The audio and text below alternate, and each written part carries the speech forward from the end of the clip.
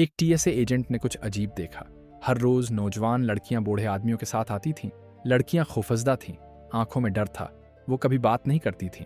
इसके बास ने कहा, तेजी से काम करो, तहकीक नहीं। लेकिन उसने अपना ज़मीर सुना।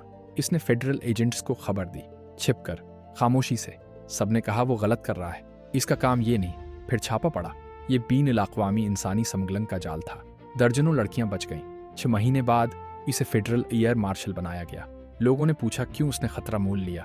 उसने कहा, मैंने इन लड़कियों की आंखों में मदद की गहरी आवाज़ सुनी। एक फैसले ने सब कुछ बदल दिया, क्योंकि जब आप अपने ज़मीर की आवाज़ सुनते हैं तो कायनात आपका साथ देती है।